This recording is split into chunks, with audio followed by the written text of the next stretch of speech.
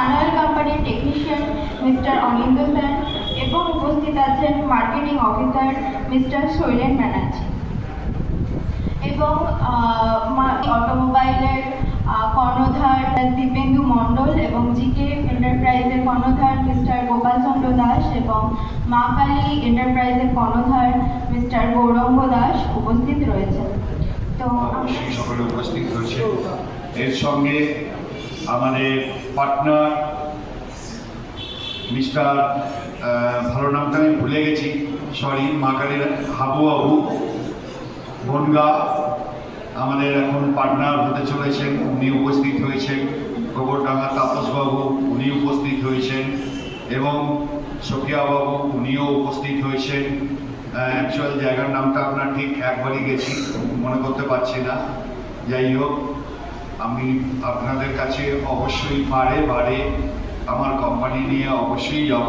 আপনাদের সহযোগিতা নিয়ে আমরা যত দূর সম্ভব যাওয়ার চেষ্টা করব।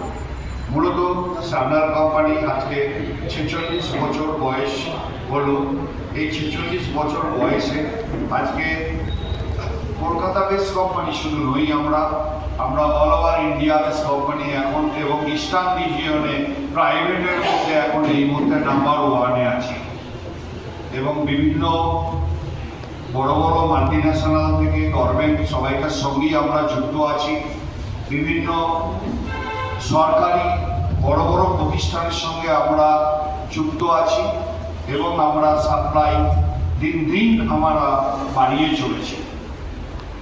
তাই আজকে আমরা এই বাজার ট্রেডে আমরা ধীরে ধীরে আমরা আপনাদের সহযোগিতায় উন্নতি করছি এবং আপনাদেরকে নিয়ে আগামী দিনে আরও আমি উন্নতি করব।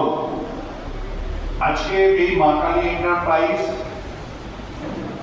2 বছর সামথিং, 2.5 বছরও হয়, এই 2 মাস সামথিং, এই 2 মাস সামথিংয়ের মধ্যে আজকে আপনারা যে সহযোগিতা করেছেন এবং যেভাবে সানঅয়েলকে আপনারা নিজের মনের মতো করে যে যেরকম সামর্থ্য হিসাবে 1 লিটারই হোক আর 20 লিটারই হোক যে 2 মাসে ব্যবহার করেছেন, তার গুণগত মান নিয়ে অবশ্যই আলোচনা করব।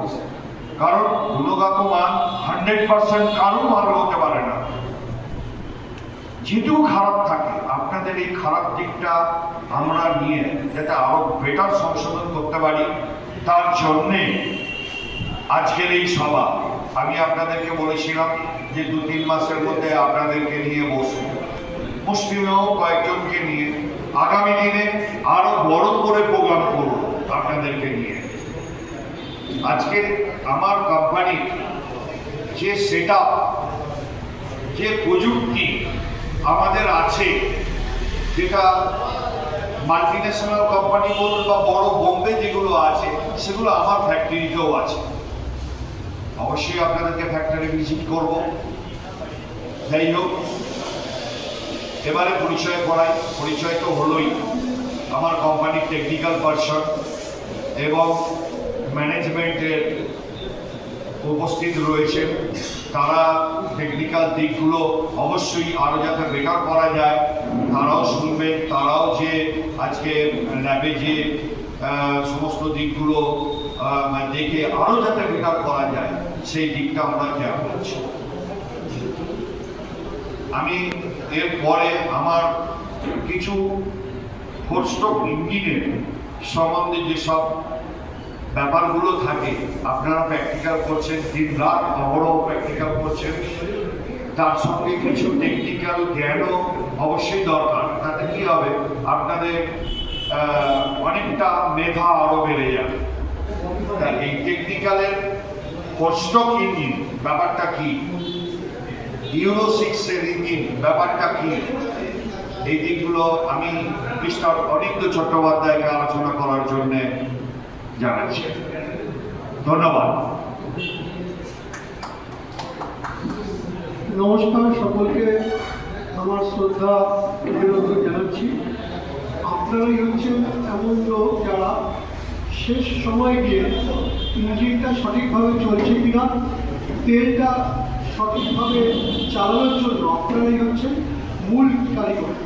আপনাদের হাতেই তেলটা কতটা উন্নতি করতে হবে, কতটা এটাকে আরও ভালো করা যায় তার সাজেশনগুলো তো আপনাদের থেকে আসবে, তারপর আপনারই হচ্ছে শেষ পর্যন্ত হাতে কলমে আপনারা এটাকে ব্যবহার করেন। আমরা যেটা দেখেছি যে বিশেষ করে ফোর্স্ট্রোক বা সব ইঞ্জিনে এখন যেটা হচ্ছে কম্প্যাক্ট ইঞ্জিন এবং BS6 চলে গেছে।